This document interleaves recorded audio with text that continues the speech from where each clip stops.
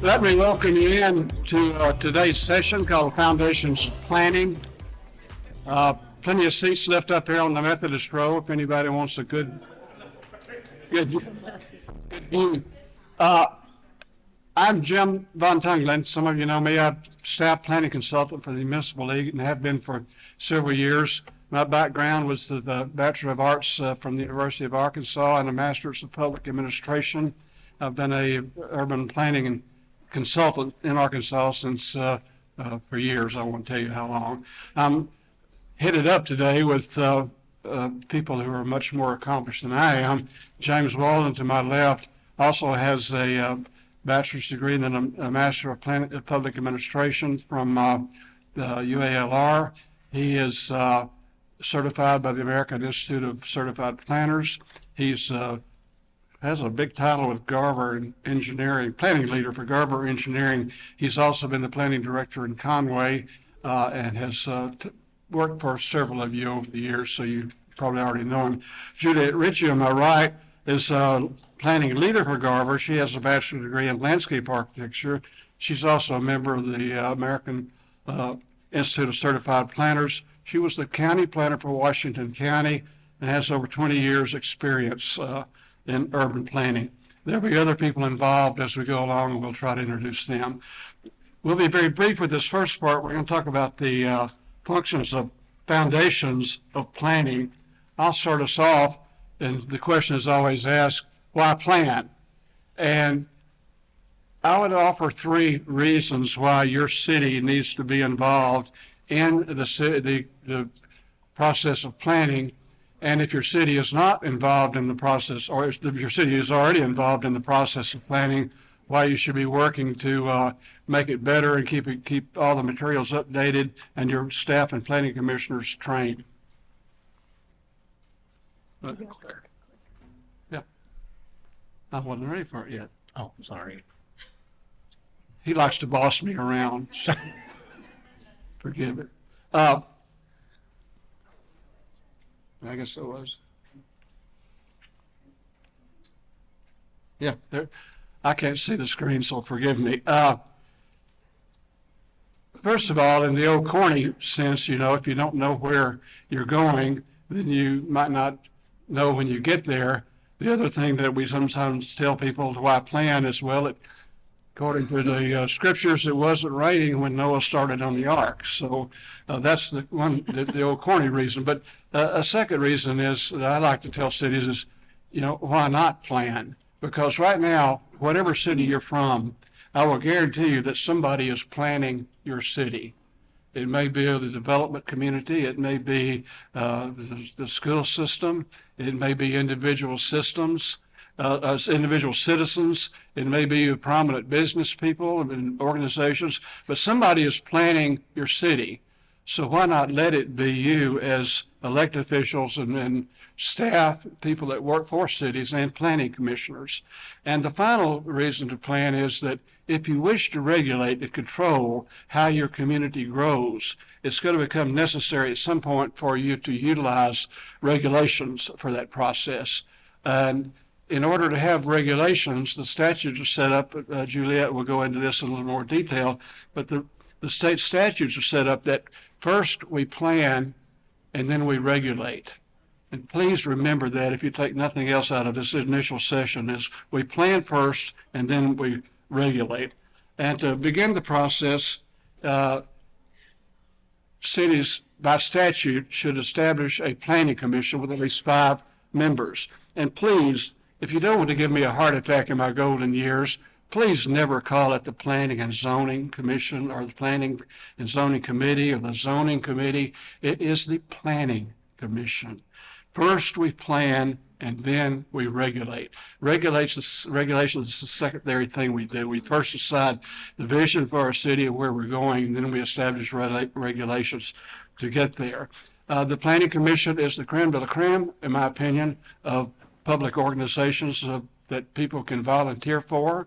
They can get paid. There are a few cities that pay gas expense and stuff like that, but they generally don't get paid anything. They're not the ones featured in the Sunday paper with big banquets thanking them for their use. In fact, they're more often threatened than feted in our cities, but they work awfully hard. They develop the plans and propose the regulations to the city to enforce those plans, and then they look at proposals that come in and administer the plans.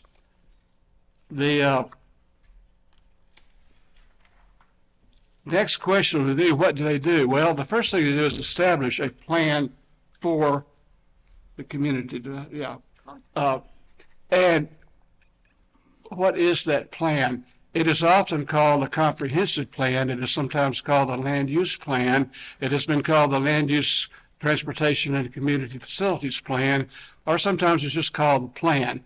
But the Planning Commission is set up to make studies, and based upon those studies, create a plan for the entire planning area. And that planning area can be your city plus 1, 2 to 3 miles outside your city if adopted. That's by population. If you're 8,000 below, it's or 30,000 below, I guess it's a mile, and then It's 8. pardon, 8, yeah. below 8, And then 60, above 60. above 60, it can be 2 acres. Yeah, thank you. That's I've been ventriloquist, really. That's you can't see me moving my hands. But they make plans for the environs, I think the statutes call it. Then once having the plan is a policy statement. It is not a regulation. It is not a municipal ordinance. And as you develop a plan, it's important to tell your citizens, this doesn't change your land use. This doesn't place a law upon your land. This doesn't place a regulation upon your plan. This is a policy set forth through studies by the Planning Commission that establishes, let's say, a long-term policy for the gentle and stable growth of your city. So you ask, well, if it's not a regulation, what makes it happen? Juliet's going to cover that. Having done planning, having prepared a land use plan, the statutes say a city can adopt a zoning code or ordinance to carry out that plan. And having adopted a master street plan, a city can prepare development or subdivision regulations to carry out that plan. The plan should be action oriented. It should be good for a certain length of time. We used to say 20 years. That's a little bit ludicrous thinking in terms of some of the cities represented in this room. I know Benton's here, some people from Northwest Arkansas, somebody from Greenwood. 5 years is pretty long time for those cities that are enjoying rapid growth, but it should project some point out into the future so we can see kind of where our city's going and where we'll be at some target date. I've taken enough time for that because the meat of this presentation is really going to get into how we make the plan happen. And that is, as I said, through regulations. Having planned, then we can talk about the regulations to carry out or enforce or protect the provisions of that plan. Juliet will lead us into that. Thank you. Where my pointer was. Oh, it's the. There we go. Okay.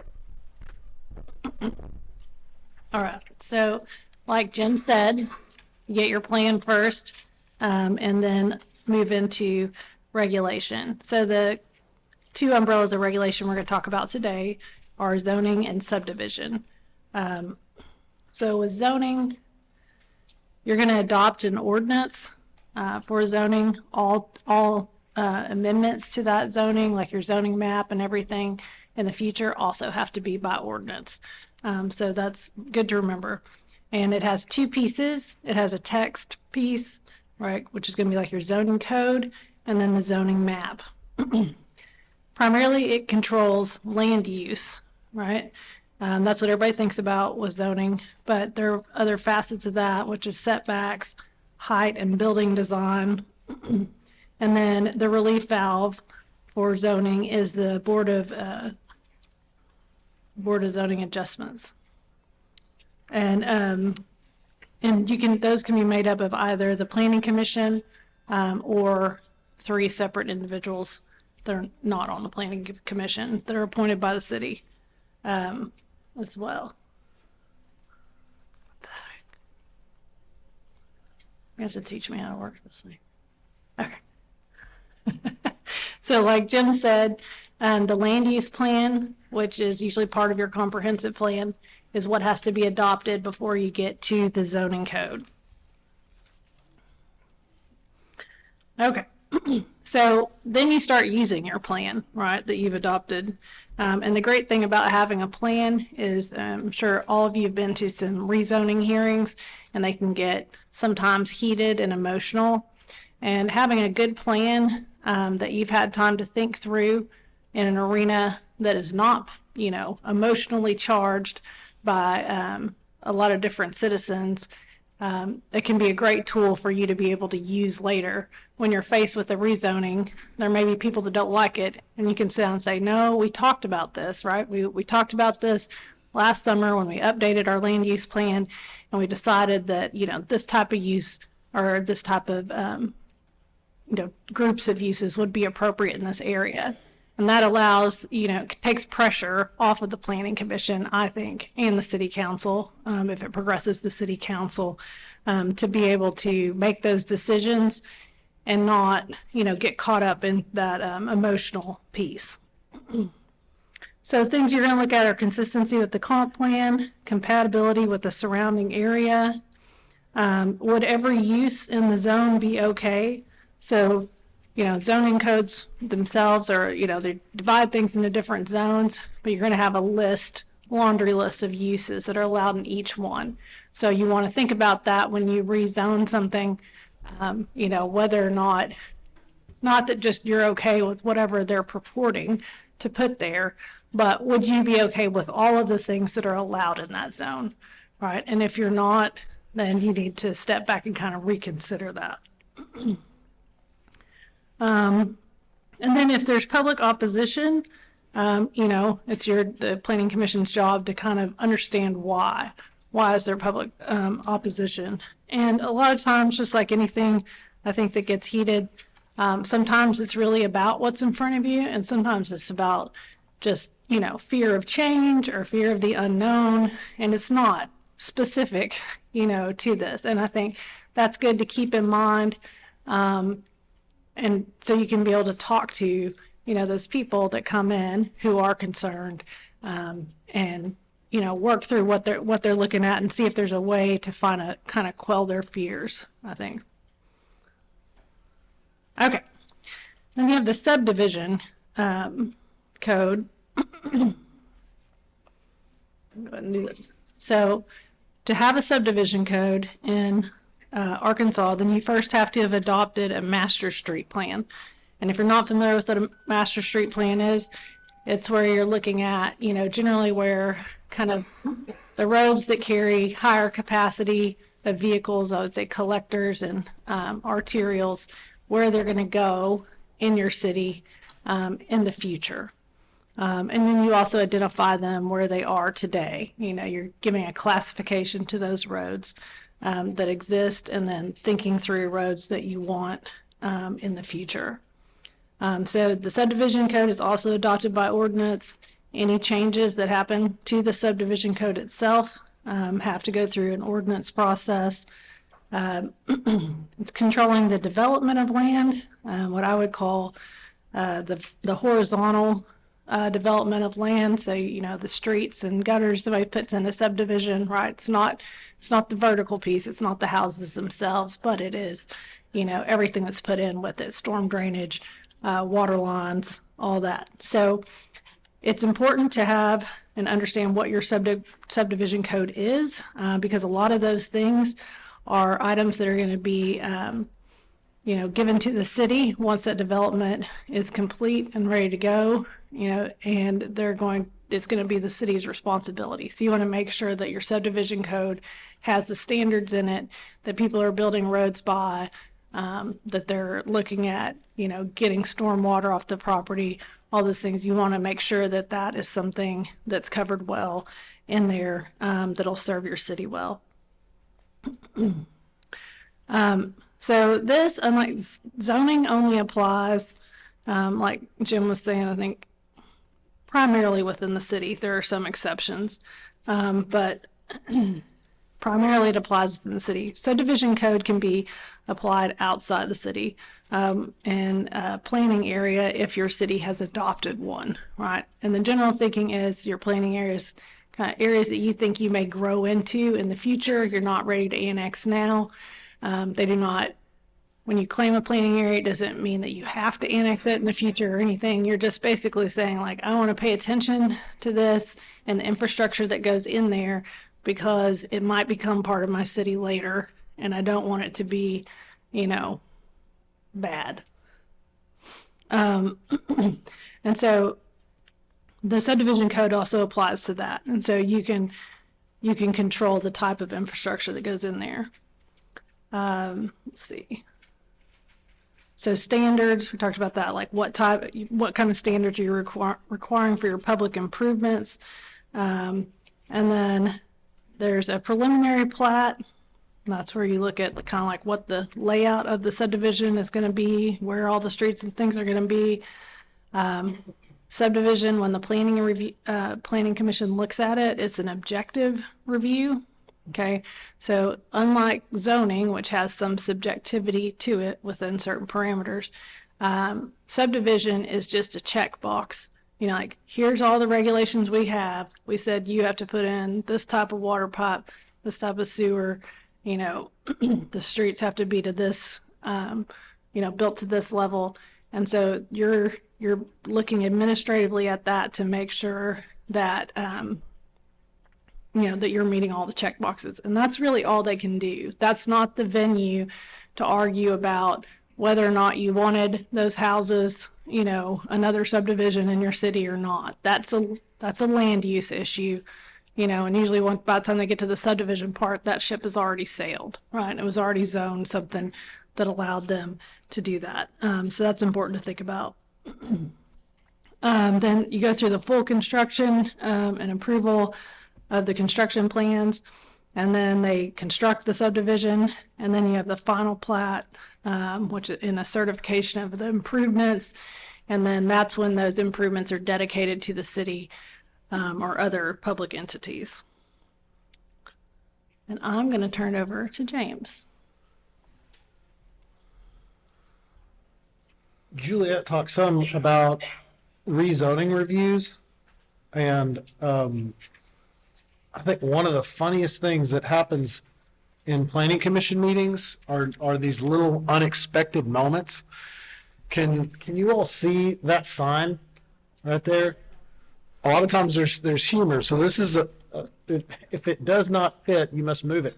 Now, why is there a hand on that sign? This is a reference to the OJ trial.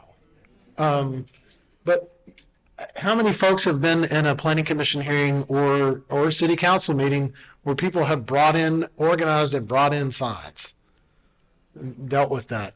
That is a scary, scary situation. Not something you want to deal with, particularly if you're an individual sitting up in front of all those people and you're looking at them and you're like, oh my gosh, I got to go to church with that person. What are they going to say in Sunday school, and this kind of stuff? Or are they going to try to corner me, after the sermon on the way out? Or am I going to see them at Cracker Barrel or something after church? And that, I think, is one of the most difficult things about planning commission meetings and public service in general, is that level of pressure that gets exerted. But I had to point that out because it is funny sometimes, some of the stuff you see. The other thing I wanted to point out, this picture, this is from the 1920s, and it's the Seattle Zoning Commission. And they're selling this cottage home development as a reason why you want to have zoning. Now, we fast forwarded 100 years, and people are saying, well, we've got to have our zoning redone so that we can allow this. It is funny how things come back around and work in that way. One of the critical issues when a planning commission is meeting in any location is the question of legitimacy.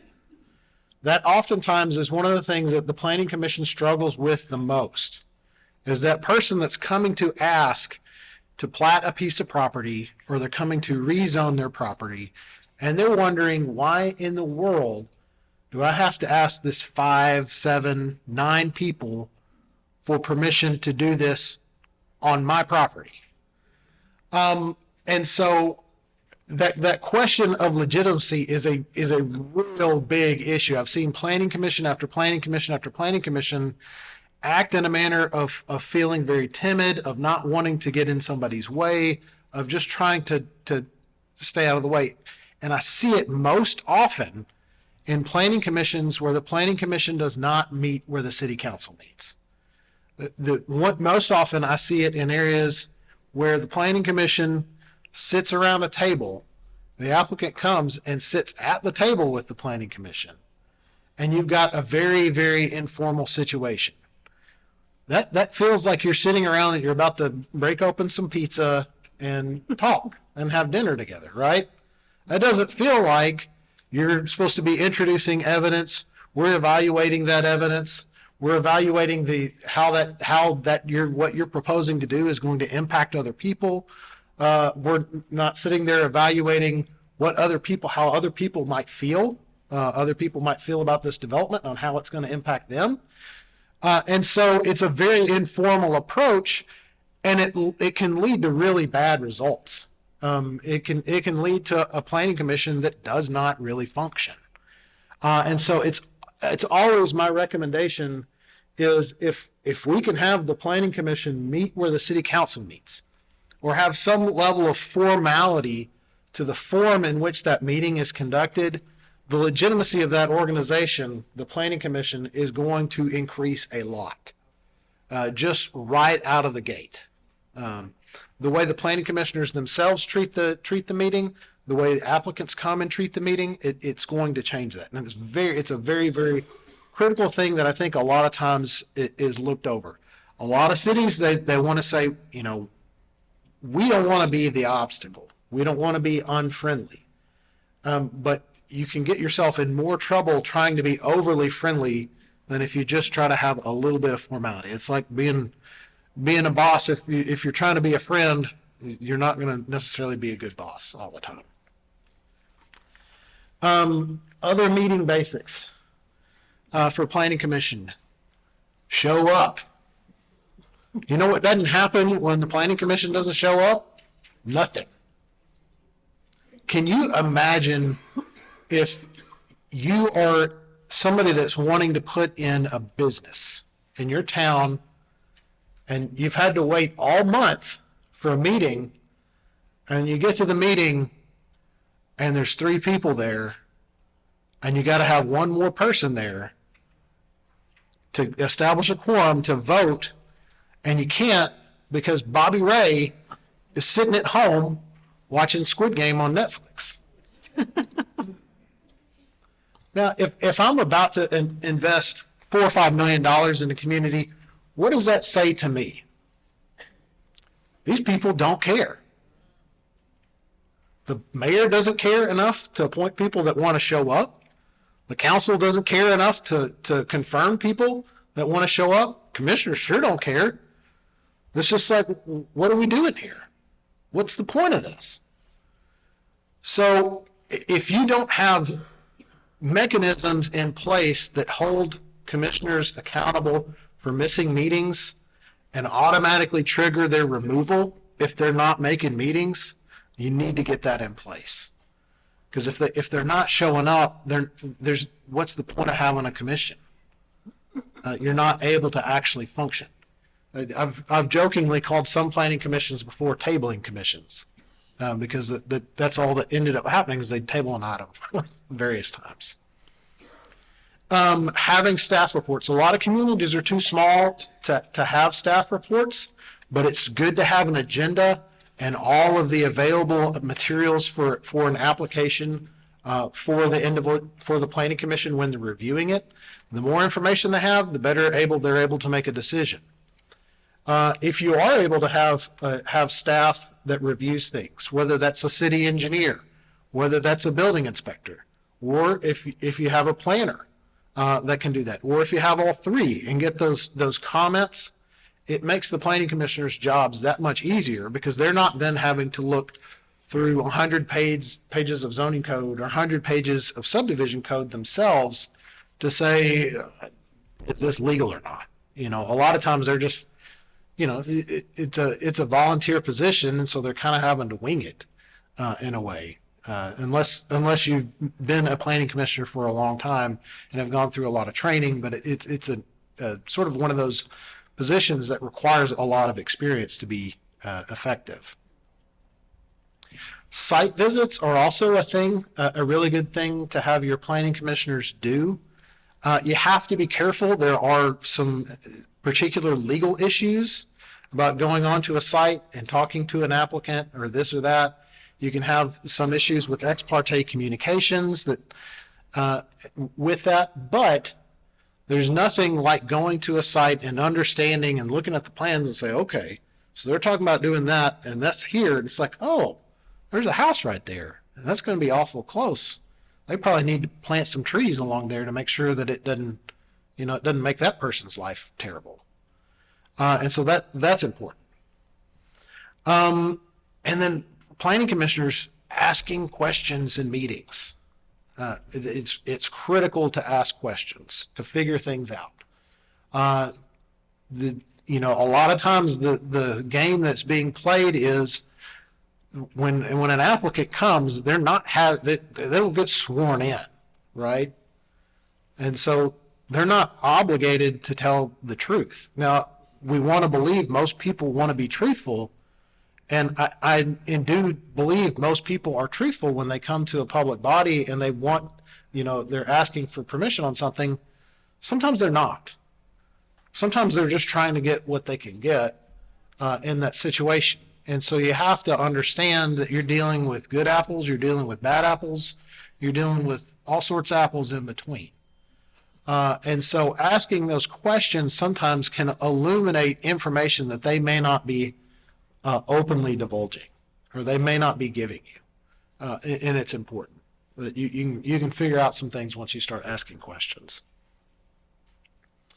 And then, beyond that, I know planning commissioners aren't weather people. This movie's not Anchorman, but being a planning commissioner is a really, really big deal. Now, I'm in a room full of council members and staff and mayors. And so this is going to sound a little bit crazy, but a lot of times some of the decisions that a planning commission makes can have a much longer range effect on a community than if you're a council member that gets on for 4 years, gets off, and because if they approve a road to go in somewhere, that road's going to be there.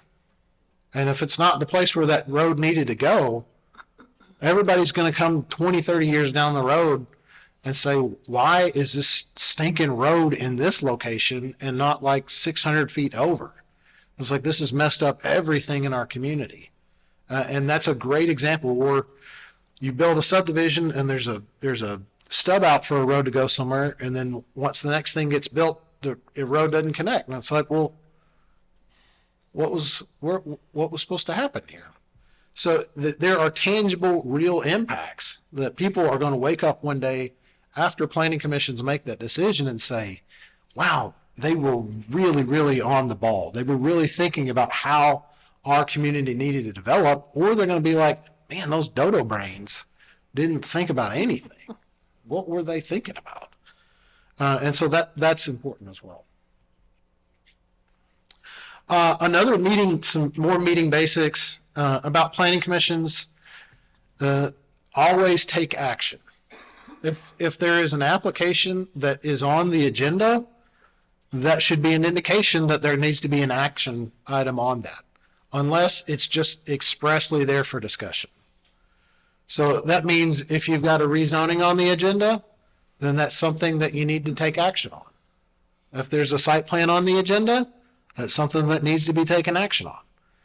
One of the worst things you can do is get into a meeting and then the chair calls for a motion and then nobody says anything. And so it's a site plan. Somebody's proposing to spend $15 million in your city, developing something. And nobody can be bothered to say, I don't want it, or I do want it. No one wants to be the person to take action. And that typically when that happens is when you got something that's going to be denied, right? Denial of an application. And so never let something die for a lack of a second. Either making a motion, always end up taking a vote on it. Just if you make a motion, don't be afraid to make a motion. You can make a motion to approve and vote against it. The planning commission can do that. Somebody can put it on have a second just to get it off so we can stop talking about it for 45 minutes and get that issue off dead center. The other thing is moving to approve. I generally recommend that commissions move to approve things. It makes it simpler. When you're voting yes, yes means yes. When you're voting no, no means no. When you make a motion to deny, what does yes mean? Yes means no. No means yes. It's very confusing. When a motion to deny fails, does that mean the application was approved? It does not mean, no, it doesn't mean, it means that it was not denied, which is just kind of weird. and I get it, because a lot of times people don't want to be the one to step out and say, I move to approve this, because everybody's looking at them like, this is clearly a terrible idea. We don't need to let this happen. It's like, why are you moving to approve it? But as a general form, it just makes things easier. If it's a motion to approve, somebody seconds it, and a yes is a yes and a no is a no. It eliminates a lot of that confusion. Some public hearing do's and don'ts. One do is set time limits for hearings. That's great. You're going to run into a situation at some point where you've got a speaker up there and that speaker has decided that they want to filibuster. And if you don't have time limits, it's going to be hard to get them to move on, right? But if you have time limits, then you need to use time limits every time in every situation. Do follow your rules. If you've got bylaws, follow the bylaws. A lot of times those bylaws are there for a very specific reason. They're there because something happened at some point and we're like, we don't want that to happen again, so we made a bylaw to stop it. Do stay impartial. You don't want, on either side, you don't want an applicant to think you're against their project. You don't want the public to think you're for a project if they're there to oppose it. The point at which you become non-impartial is when you start talking about the way that you vote. But when you're in the public hearing, just let people be heard. Let them voice their opinion. Let them say what they want to say. You can either make people really angry or really happy through that process, and it's easier if you just let them talk. Direct all the comments to the chair. One of the worst things you can have happen in a meeting like that is crosstalk, where people start asking questions to the applicant and not to the chair, or it gets out of control really quick and the chair can't get it back under control. It also affects how people view the commission. It affects how they view its legitimacy. If you've got this go around. It's good to ask the applicant or staff to clarify questions, have them come back up, and that's a really good part where you can have staff can really clarify things, be an impartial third party in that says, hey, I really need to know, is this development going to have X? And the staff can say, based on the application, it will have that or it won't have that. Some don'ts. Don't be an advocate for a project through a public hearing. Do not argue in a public hearing with the people making their point. I have seen some really good commissioners end up getting removed because they started arguing with somebody during a public hearing. It's never going to be a good look for the city. And all you have to do is just be quiet, let them make their comment, say thank you, and then move on to the next person. Don't do back and forth. Don't encourage dialogue in public hearing. And then don't discuss the project during public comment. During that public comment, just let the people make their comments and then close it and then discuss it. It's a much clearer way at that when you do that. So, okay, here's our QR code. Now we kind of get to the fun part of the process. Who all has a copy of the little packet that we handed out? It will have the mock hearing order of events. Does everybody have a copy of this? I don't know if I printed 60 copies, but I don't know if there's 60 folks. So if you don't have a copy of it, try to look over somebody else's shoulder. No.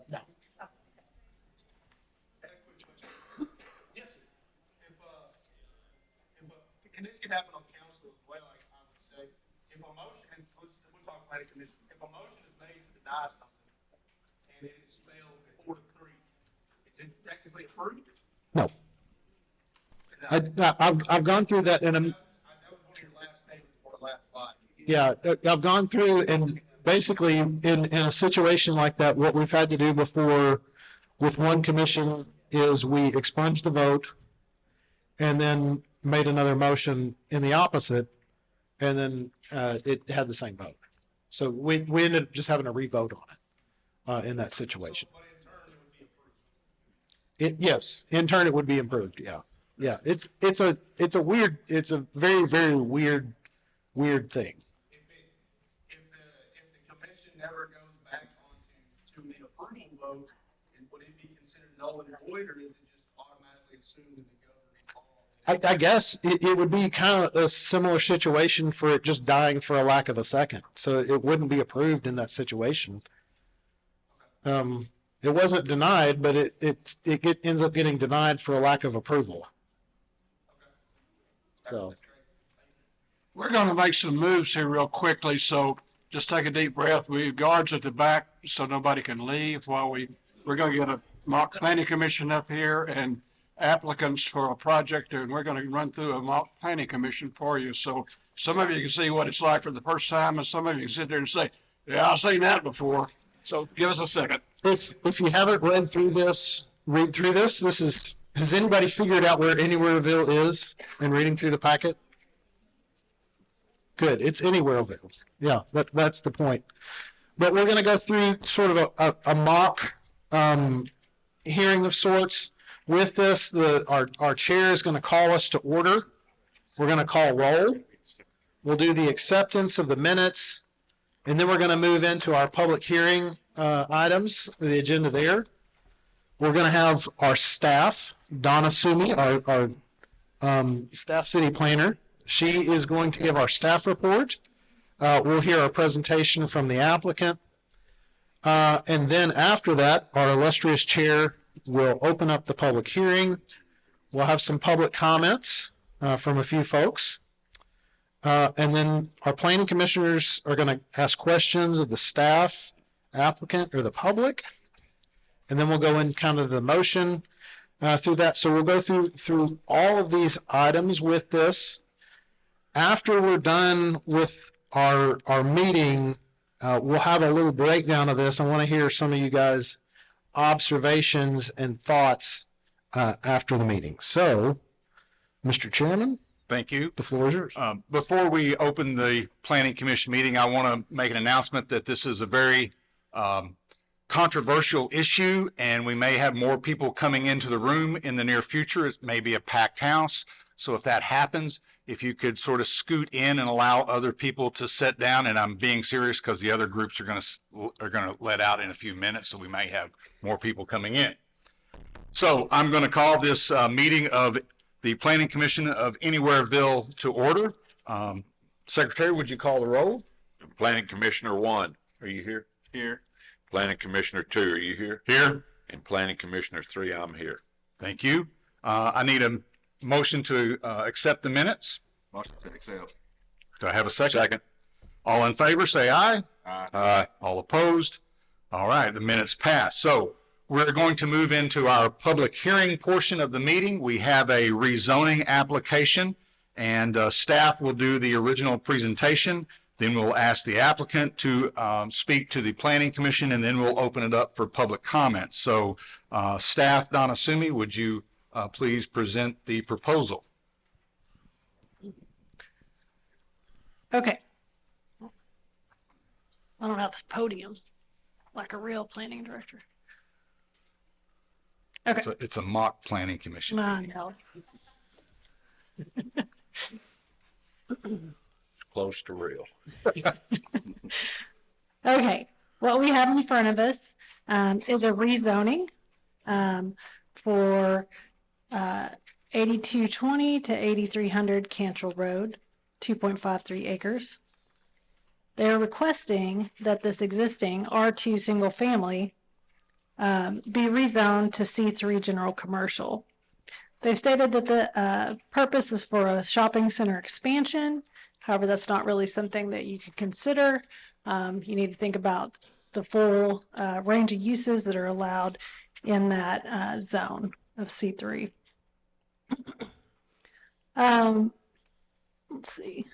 Staff has done a review of this, and we will say that the rezoning does not conform to the comp plan that the city has in place. We're concerned that there are some potential uses that are allowed in C3 that would not be compatible. And those include a gas station, liquor store, and car sales. The applicant could achieve the desired land use that he states that he wants with a lower zoning category, such as C2 in this case. We feel like the rezoning would likely lead to additional rezonings in this area because kind of a zoning creep along the corridor, because it would start to change the character of the neighborhood. Just so you know, we have no site plan that's been submitted for the property, which is fine. It's not required that anybody submit a site plan at this time, but we want to let you know that because, you know, there's nothing, no formal application supporting what he says that he's going to build has been submitted to the city. The applicant is not bound to any of the promises that are made by, you know, that he makes up here, because you cannot impose conditions on rezoning approvals. Rezoning is a rezoning. It's either okay in C3 or it's not. All proper notifications have occurred for our city, so the proper people were mailed a letter. We have our little sign staked out, you know, 15 days prior, and the rezoning notification in the newspaper, which nobody reads, has also been done. I didn't get my notice. Excuse me, ma'am. We'll let the public speak in just a minute. Thank you. I have been informed that there are petitions that are going to be submitted by the neighbors that are in opposition. Petitions are not something that are considered by the Planning Commission. So kind of a reminder, you know, if you want to hear what the people have to say, that's fine. We don't review and verify petitions that come in. I think that's all I have, unless y'all have any questions for me. We'll reserve questions for after the applicant and after the public comment. So thank you, Yep. Ms. Donna Sumi. And now we will hear from the applicant, Mr. Wannabuck. Thank you, Mr. Chairman, staff, and my wonderful brothers and sisters from Anywhereville. Is there a better place than Anywhereville in the world? Oh, I love every one of you. I remember we were in high school together and the things we did. It still makes me smile. You all know me, Juan Buck, and I'm a realtor. You know my slogan, sell your house, Juan's the one. And we have a wonderful proposal for you. Before you, we don't have a site plan because some of the people we've talked to about this, Chick-fil-A, no, I'm sorry, I wasn't supposed to mention who might be coming here. Some of the people aren't decided how much space exactly they need yet. But we think that we're offering some concessions to this project that are really going to make it worthwhile. First of all, we're increasing the open space. We're providing a great deal of open space for the city. So when people drive down this street, in addition to seeing all the wonderful Hobby wonderful retail stores that are there. They'll see a great deal of open space. We're in your landscape. Excuse me, ma'am, pardon me. I'm sorry. You will have your opportunity. We're going to be very courteous. I don't want anyone to interrupt you if you decide to speak. And I would ask that you give him the opportunity, and you will have your opportunity to address the planning commission also. Go ahead. Thank you. Your landscape code is just totally inadequate for the kind of vision we have for this property. We're going to increase the landscaping by at least 200%. So you can imagine all the trees and foliage that's going to exist on this site as people drive down this wonderful city and see progress occurring in Anywhereville, Arkansas. And also, in addition to that, we're going to, part of that landscaping will be a buffer that keeps any light from our facility intruding on the life of neighbors, quiet use of neighboring property, the residential property. And you're going to love the architecture. I think we're getting Tommy Jameson to come out of retirement so that he can design something beautiful like he's done in Little Rock. Of course, we don't want to be like Little Rock. We're Anywhereville, but Tommy might come down and do some wonderful architecture for this project. And we're also going to have a privacy fence, so there'll be no visible connection between our site and the adjacent property. They won't even know we're here for all intents and purposes. They'll just go on living like they have their barbecues and everything while we're making Anywhereville, Arkansas grow right next door to them. And no curb cuts. Well, we're going to have one curb cut. We have to have one curb cut so we can enter this property, but that's all. Just we're going to limit the curb cuts. We're also going to have a security guard in this property at all times. And we're willing to install a traffic signal at this site so that we won't jam up any existing traffic patterns. Excuse me, ma'am. I want to give you the opportunity to speak, but I would ask that you be courteous, let him speak. I want to give you the same opportunity. Thank you. It's always nice to be in Anywhereville where people are courteous. Thank you, Mr. Chair. Thank you. So appreciate that. So we're going to enter into the public hearing portion of this meeting. And there are a few rules that I want to make sure everyone is aware of. For the audience, I would ask that you do not cheer or boo any comments. I would ask that you be courteous to those speaking. And we're going to give anybody who wishes to speak 2 minutes.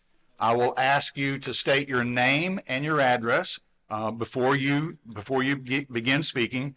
And please keep your comments to the chair and to the commission. Ma'am, are you listening? Please be concise and as factual as possible, and of course, courteous.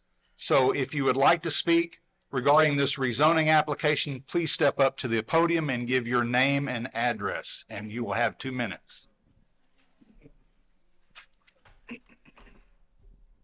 Hi, my name is Candace B. Fott. And Can you repeat that one more time? Candace B. Fott. Thank you. You're welcome. So I actually just bought my house right next to this property. And I am the POA president. I have 30 signatures here. So 2 minutes per person, right? So I get like an hour. 2 minutes for you, ma'am. But I have 30 signatures. You're wasting your time at the moment, so please just continue. You're wasting everyone else's time too. So we are supposed to trust Mr. Buck when he does not even tell us exactly what he's going to be building there. Is that what we're supposed to be doing here? We're accepting comments, so please continue. Look, we already have a whole vacant commercial lot that is doing nothing. Why would we get another vacant, potentially commercial lot in there? There's got to be something else he's trying to build because, well, I mean, you went to school with him. He is a liar. So, I mean, I don't trust him. I heard, and it's mostly a reliable source, but he is going to build a liquor store right next to my house. And I don't drink. Ma'am, you have 20 seconds left. Thank you. Mr. Planning Commissioner, but the chair will handle it. Thank you. He's correct. It's actually 28 seconds, but we'll give you 5 more seconds because of the interruption. Thanks. So tell me, what are you actually going to put there? Ma'am, would you address your comments to the Planning Commission, not to the applicant? If you have So questions, what were you actually going to put there? ma'am, we'll try to get your, I heard Chick-fil-A, and I really don't want you to bring Lord's Chicken into this. ma'am, your time is up. I would ask you to make one final comment, and then we will have give other people a chance to speak. You should love this community like you love yourself. Thank you for your comments. Is there anyone else who would like to speak? Please state your name and address. I'm Yule Rudy Day. I think I live at 123 Main Street. You all know me and my family. We've lived in this community since the Mayflower came over. You've heard of the Day Library, the Day Bank, the Day Hospital, and the Day School. I'm sure you know who I am, don't you? Well, let me tell you something. I moved away from this town 55 years ago, and I just moved back a week to take care of my sick mama. But I can tell you, I have it on good authority that this development is not going to do any good for anybody in this community. I know. Those trees over there that my mama, she saw them all grow up.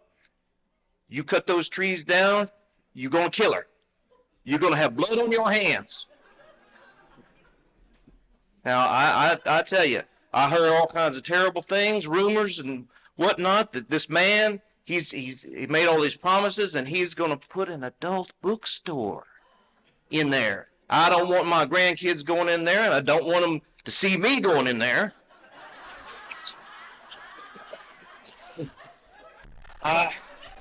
This is terrible. This is terrible. And another thing, anything you do in this meeting is illegal anyway. You're never going to get away with it. This meeting hadn't been properly noticed. I didn't get any notice. I didn't know about this meeting. I didn't have time for it. I don't even think I'm here. You can't do anything. You can't do anything until you give notice to this meeting. And you need to reschedule it and give proper notice. Are you going to give notice? Sir, you have 10 seconds left in your 2 minutes.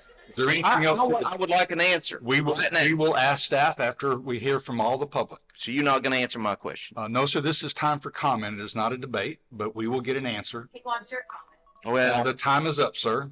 Thank you for your comments. Is there anyone else from the public who would like to speak? Yes. Mr. Chair, it is so good to see you. Planning Commissioner 3, Planning Commissioner 1. I enjoy seeing you. Your name and address. Thank you. Oh, you know who I am. I'm Anita Jobs, Just for the record, Director of the Chamber of Commerce. what's your name again? Anita Jobs. Thank you. Yeah. Yes. I enjoy being up here. So thankful for your service. Look forward to sitting in Finance Committee at church with y'all, discuss everybody's tithes as well. We'll find out about that later. But I just I'm here. Mr. Buck asked me to come close out this forum. And you know, we don't do business with Day Bank. We bank with Harvest. We're different. Our chamber does banks with other folks. But What's he paying you? Excuse me, ma'am. Again, he didn't interrupt you. Please, thank you. but really, we're trying to build this city's economy. And I think this is going to be a major win for us. Now, some people may be opposed to it, but he's talking about $15 million of investment in Anywhereville. When was the last time that happened? When, do you know? I can't remember. This is going to be a major win for us. It's going to be jobs, tax revenue. Everybody's been talking about we're going to have to increase sales tax. Guess what? This comes, we'll have more than enough revenue to cover things. We're going to have more economic vitality. And I really don't understand why y'all would want to stand in the way of this. Ma'am, Ma'am, I would hate to ask the Sergeant of Arms to escort you out of this public meeting. Please be courteous and let the gentleman speak. Please wrap up your I'm comments. sorry, Mr. Chairman. Yeah, I'll get out of you guys' way. I know y'all real busy folks and y'all do a lot, but I don't want the city to be an obstacle of progress. Thank you. That's what we're talking about here. Mr. Buck's a good guy. I've trusted him. Everybody can trust him. Thank you for your comments. We'll see him later out at the country club. So I look forward to talking to you guys later. Thank you. At this portion, we will open it up for the Planning Commission to ask questions of staff and the applicant and members of the public if you have any questions. Before we do that, just what I heard, and staff, if you would step back up, to address the issue of notice and the SOBs. The sexually oriented business, not the public.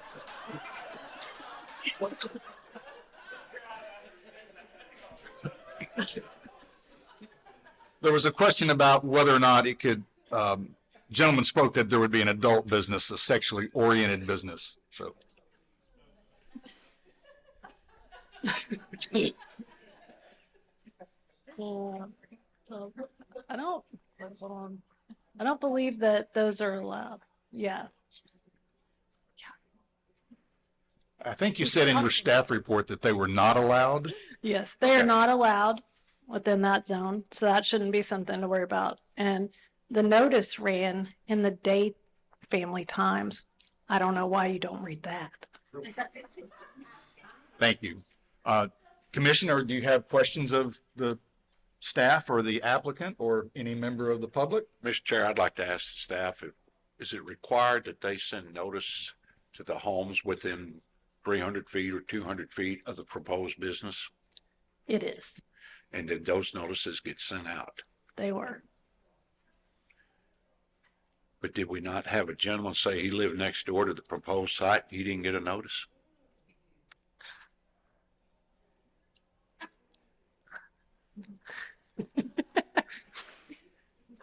We measure from the exterior boundary line of the parcels that are being developed. We use GIS technology. We check it twice. If his parcel was within 300 feet, he would have been notified. Any other questions of staff?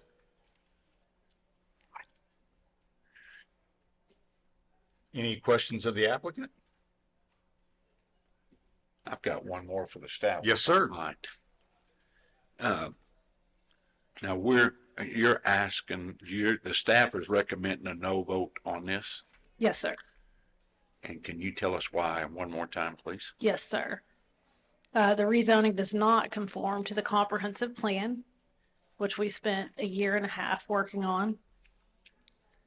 There are some of these potential uses in C3 that we do not think are going to be compatible.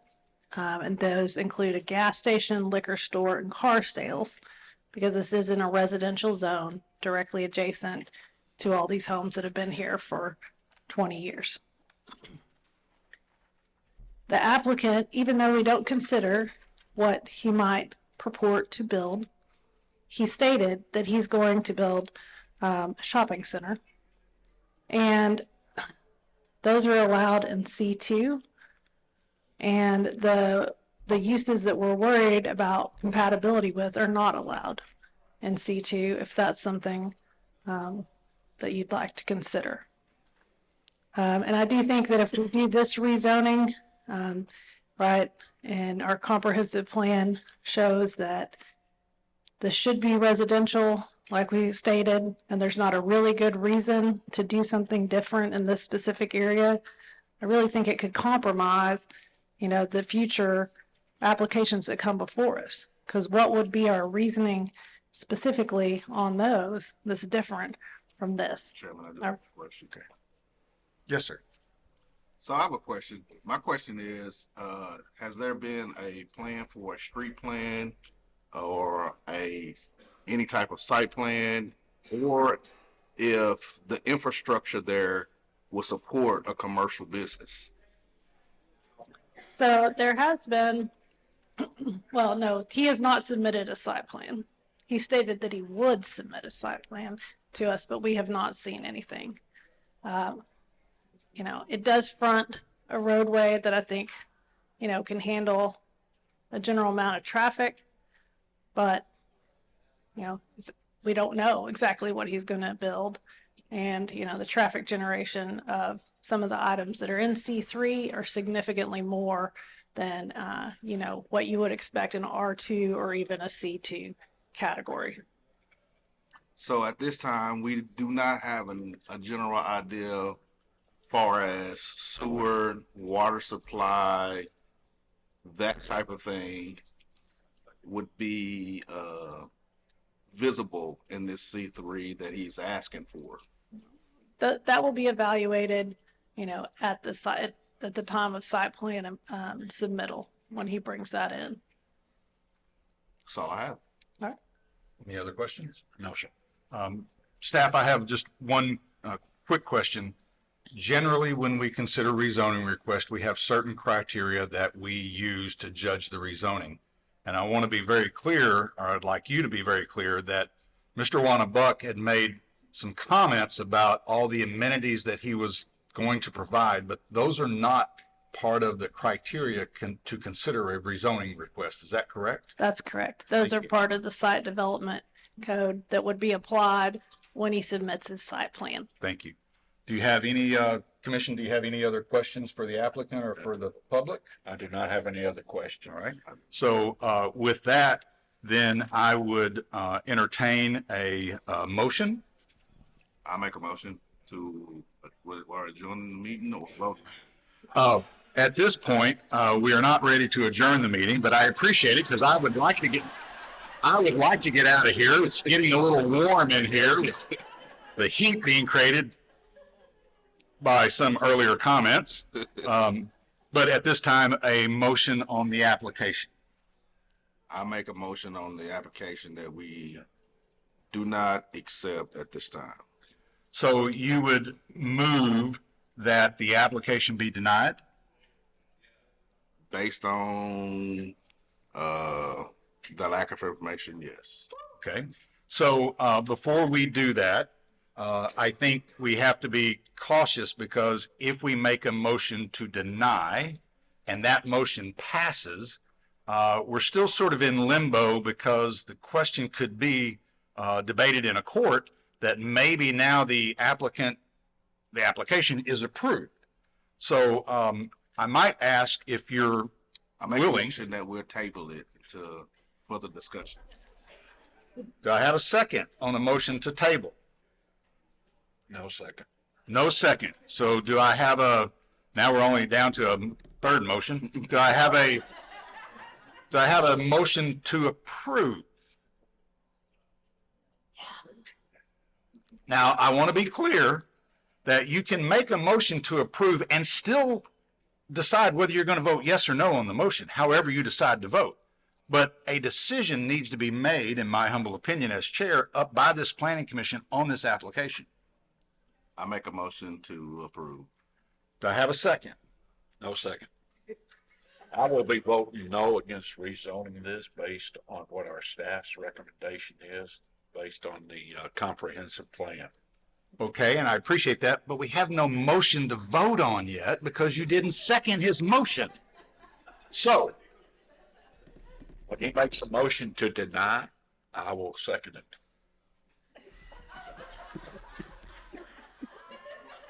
I got you. do we have a motion?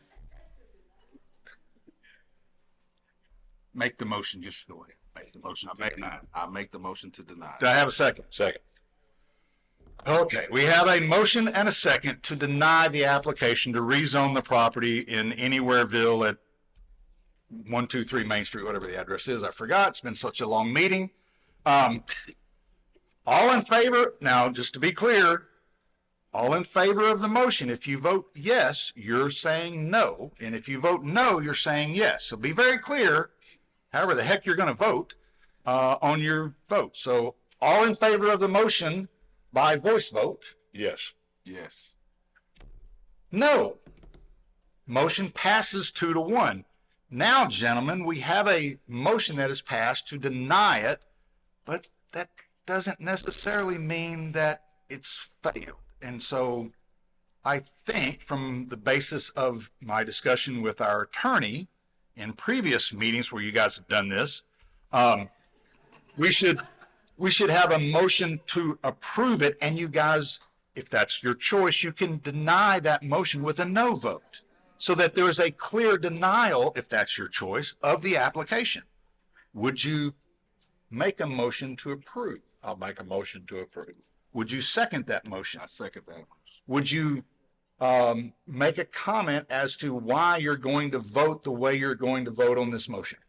Based on the staff's recommendation, because of the comprehensive plan, it does not fit the proper zoning. Thank you, sir. I second that. All right. The chair is going to also vote no on this motion simply because it does not meet the comprehensive plan. And so with that, we would have a voice vote. Commissioner 1, Nay. Commissioner 2, Nay. Commissioner 3, nay.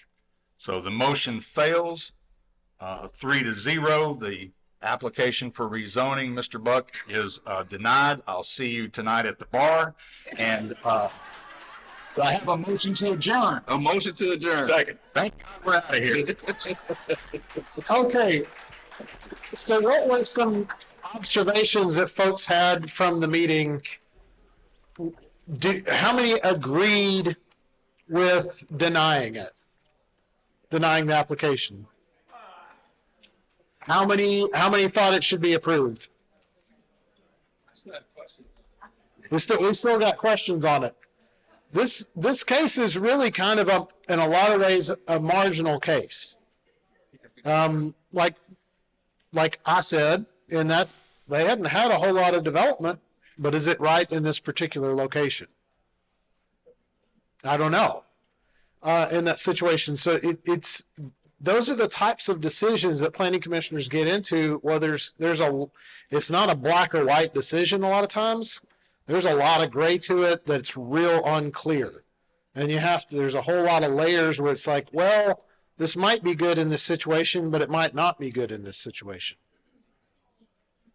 So, Mr. Buck, what were you actually intending to do on the property?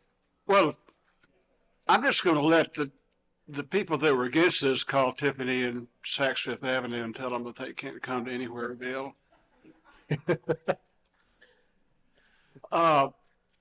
Truthfully, I was going to sell it. If you don't know the truth.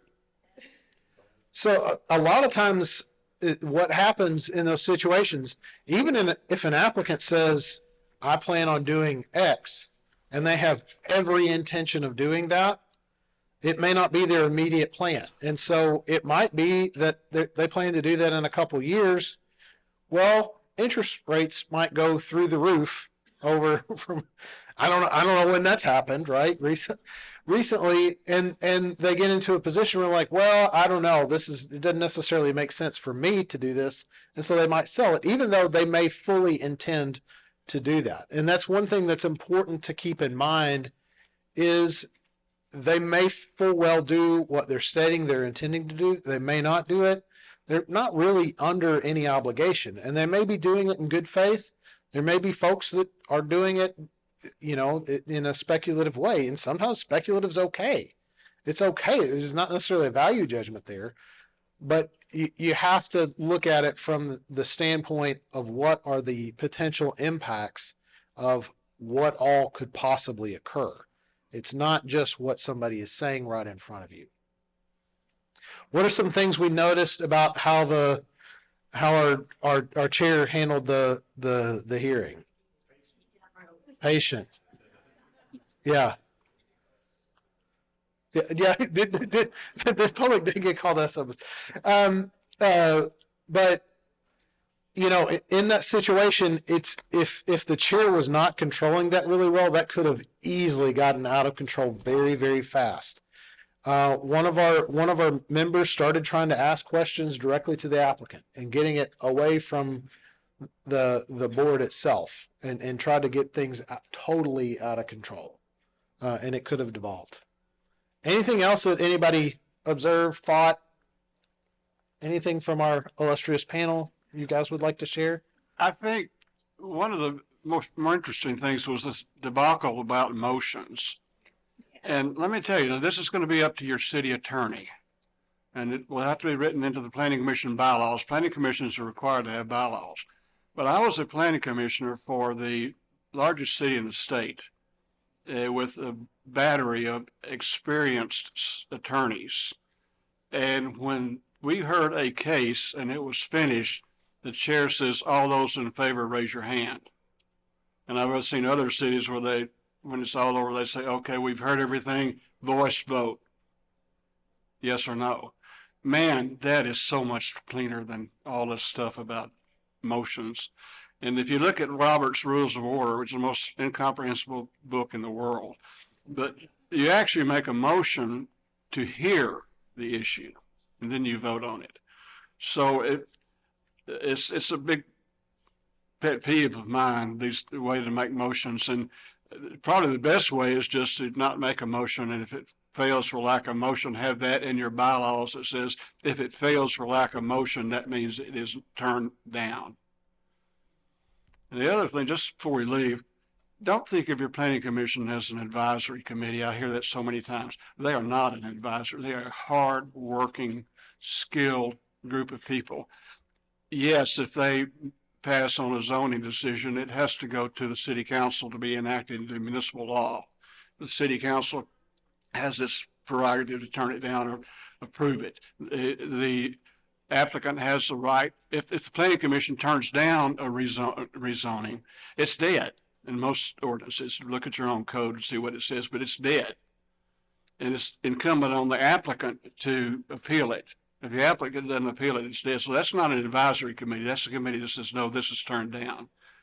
Subdivision matters in almost all cities. There are a couple of exceptions, but in almost all cities, subdivision matters stop with the planning commission.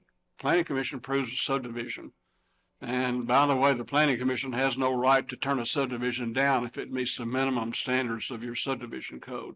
But it's over at that point. So they are far from just an advisory committee. Don't think they're just out there for the fun because the city council is going to take all the heat. And I'm sorry, I wanted to make those points for you. But Jim brings up a really good point.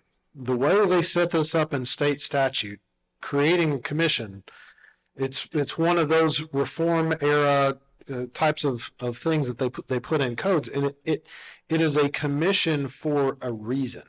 It's meant to detach this a little bit from the political process and make it a little bit more of an objective decision-making body. And so in cities where I've seen really, really a good relationship between the commission and the council, and it functions really well, is you got to have good people on the commission, but the council really respects the decisions of the commission.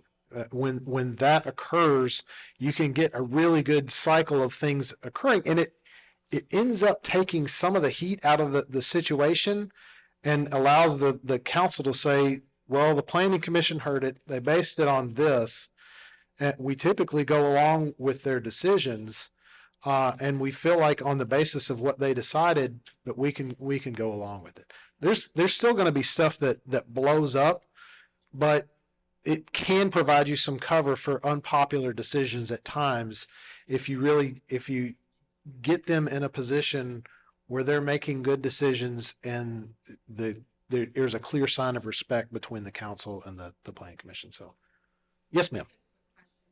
I've been attending planning meetings, but is that recommended that we as council members attend planning meetings?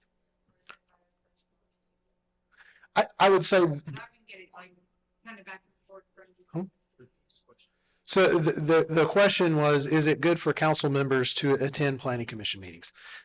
Sometimes that's viewed as, it can be viewed if council members are speaking on items that it can feel a little intimidating. But I think just having the presence there a lot of times can be supportive. A lot of times it says, okay, they actually value what's going on in this, and they want to know why we're making the decisions that we're making. Yes. The dialogue that goes between everyone. Yep. I get it, but I just was curious. Some cities are set up where they have you can no more than 1/3 of the planning commission can be composed of anybody that is holds a different elective or appointed position. So like an elected official could be as a liaison on the commission, or you could have the other way that might work is you might have an airport commissioner on the planning commission. That's another appointed official. So some cities do have liaisons there as well that can work. Yes, sir, in the back. Oh, in the way back. So should a councilman speak at a rezoning planning commission? I would generally advise against that just from a process standpoint, because that individual is going to be hearing that later if it moves on from the planning commission. It can come across as if that city council member is telling the planning commission to make the decision that they want, and that could be problematic. If I might add, I think that would vary from city to city. If the council person comes in holding hands with the applicant, I think there's a problem. If they kind of sneak in the back and sit on the back row and don't say a word or don't make a move, that's a different story. So yeah. I would say that's up to your city, but yeah, you don't want any kind of, the other thing, if you have a staff, this is something that I've noticed over every once in a while, staff can become an advocate for a project, and watch that. The staff should never be, and our staff would never do that. She's too skilled. But I've seen staff, if they love somebody or if it's a nice thing they want in town, they'll help be the ombudsman for that project, and that's not good. Staff can have favorites. That happens. Yes, sir. Oh, that gentleman back there had a question.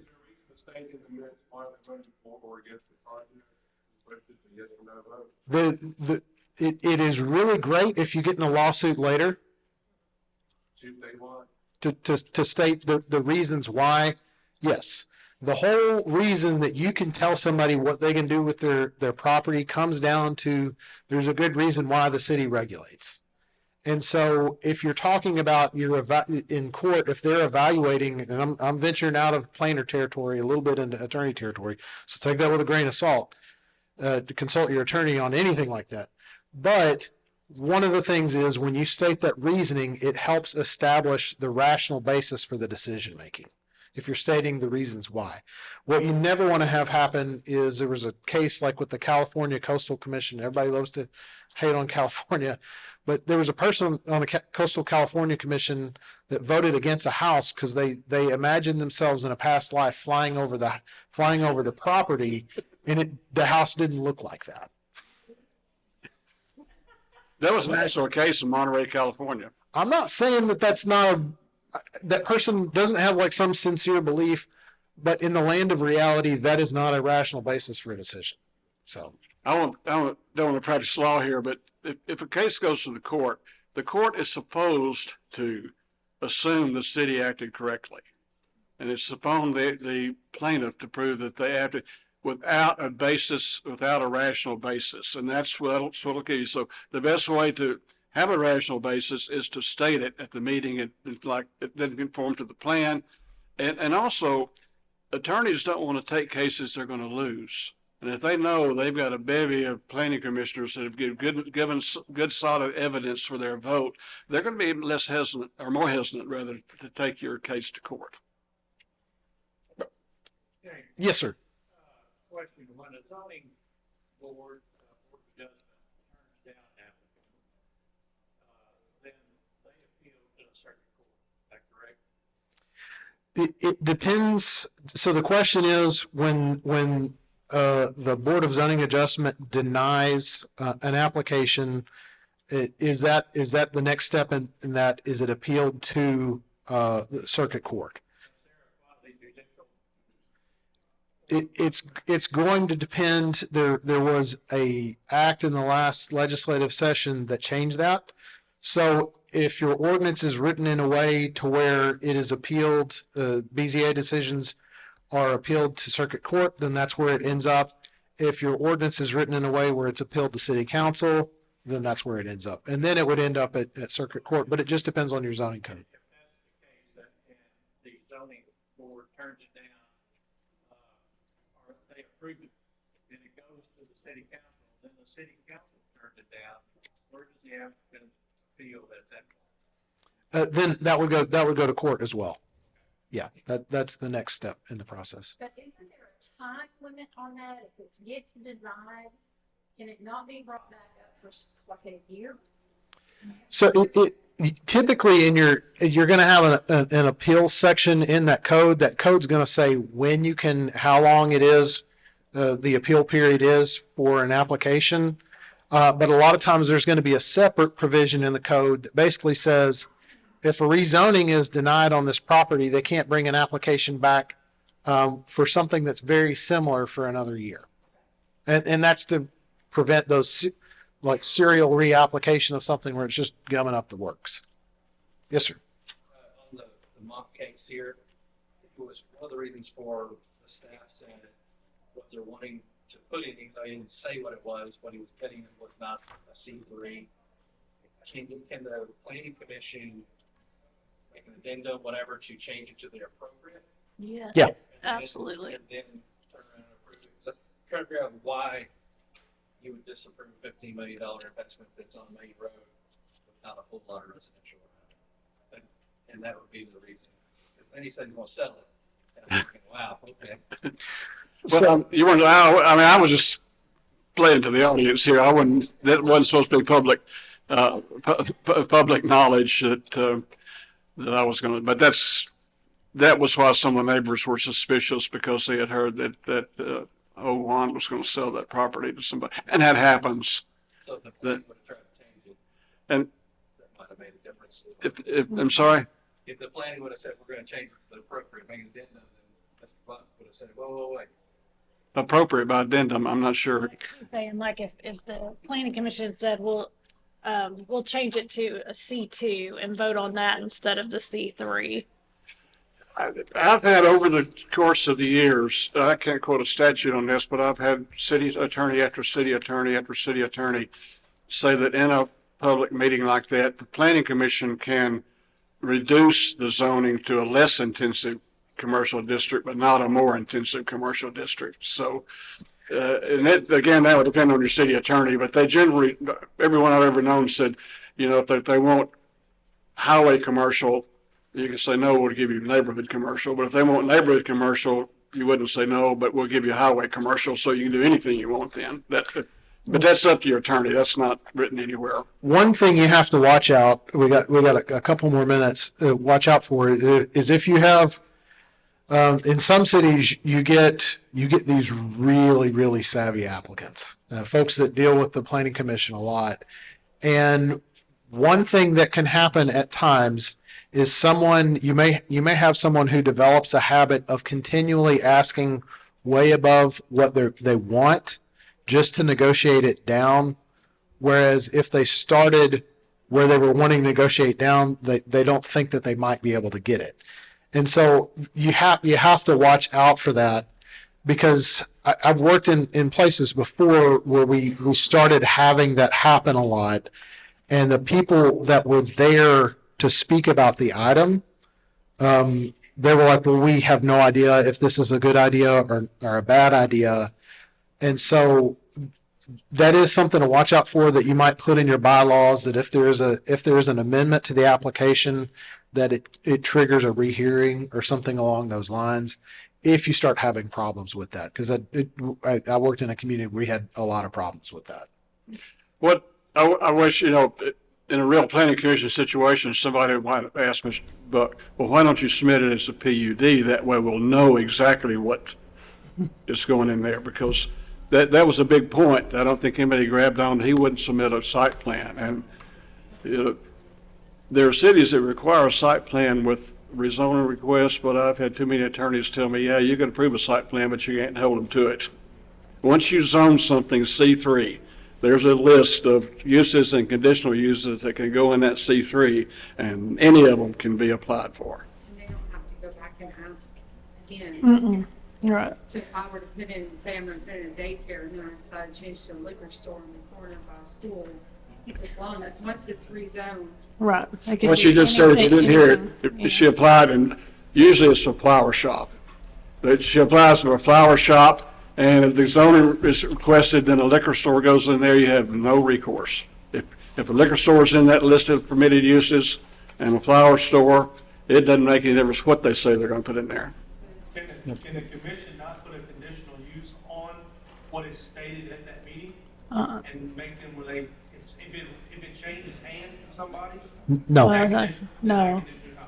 First of all, you can't do a conditional use for something that's not already listed in your use unit as a conditional use. And the second of all, this is like a whole different conversation. You do not tie the approval to people, only tie it to the land. Yeah. And I think that's a good point, like all the way around. And I'm just, my opinion, I would never, as a city, I would not write in your code that you have to submit a site plan with a zoning change, right? Because then you do start to personalize things, and, you know, zoning is set up in a way that, you know, you're trying to kind of treat everybody the same, that you're not making decisions based on personalities, you know, or what they might or might not bring to the community sales tax wise and things like that. You know, you're looking at those stated uses and you're like, yeah, whatever happens in C3, we're 100% comfortable in this area. And that should be it, you know, because then you do open those doors. And then if you do go to court, it becomes increasingly hard, I think, to explain what you're doing, you know, if you're, that it is not based on personalities. Yes, ma'am. In our city, there was a rezoning approved, and the owner said, I voluntarily restrict from certain uses and just limit it to dispute. Would that stand up? No. That's what I. Well, that actually was done once. I'm only aware of once in the last 100 years that was done, and it was in Fayetteville, which is probably one of the most sophisticated planning cities in the state, and it was approved, but I wouldn't try it again. A lot of attorneys said that wouldn't have worked, but they pulled it off there, but no, I would not. I wouldn't. Zoning, to paraphrase what they used to say about democracy, zoning is a terrible, terrible way to run a city and do land use, but there's no better way ever been designed yet. So you're stuck with it for right now, and try to learn from today. What I think this was a good lesson in what actually, I mean, everything I said, I've heard said. I didn't get a chance to call her a commie, hippie, liberal. That, you know, came to anywhere to be able to run our little city like they run in the big, but I've had that happen too. So this is what, and so what the bottom line for me is, value your planning commission, give them money for training, give them money for updated materials and what they need, because they are the lifeblood of the future of your city. End of sermon. You want to go ahead and pass the collection plate now? I think you covered it. So thank you guys for this, and thank you.